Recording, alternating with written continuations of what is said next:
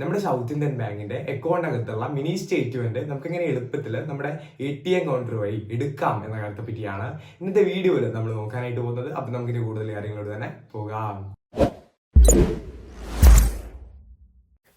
അപ്പോൾ ഇതിന് ആദ്യമായിട്ട് തന്നെ നിങ്ങൾക്ക് അവൈലബിൾ ആയിട്ടുള്ള സൗത്ത് ഇന്ത്യൻ ബാങ്കിൻ്റെ ഒരു ATM കൗണ്ടറിലോട്ട് പോവുക.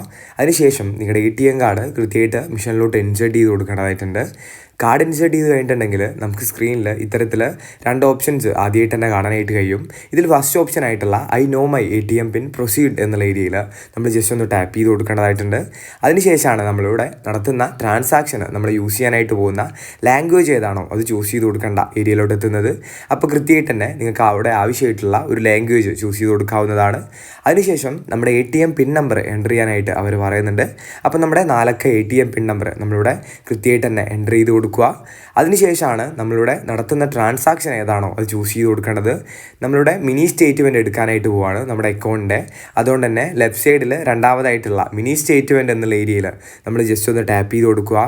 ശേഷം നമ്മളൊന്ന് വെയിറ്റ് ചെയ്യേണ്ടതായിട്ടുണ്ട്. വെയിറ്റ് ചെയ്ത് കഴിയുമ്പോൾ തന്നെ നമുക്ക് കൃത്യമായിട്ട് സ്ക്രീനിൽ നമ്മുടെ അക്കൗണ്ടിൻ്റെ ലാസ്റ്റ് ട്രാൻസാക്ഷൻസിൻ്റെ മിനി സ്റ്റേറ്റ്മെൻറ്റ് കാണാനായിട്ട് കഴിയുന്നതാണ്.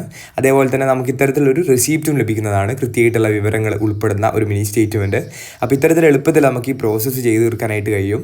അപ്പോൾ നമ്മുടെ വീഡിയോ ഇത്ര മാത്രമേ ഉള്ളൂ. വീഡിയോ നമുക്ക് ഉപകാരപ്രദമാണെങ്കിൽ ഒന്ന് ലൈക്ക് ചെയ്ത് പോവുക. അതേപോലെ നമ്മുടെ ചാനൽ സബ്സ്ക്രൈബ് ചെയ്യുന്ന കാര്യം കൂടി ഒന്ന് പരിഗണിച്ച് പോവുക.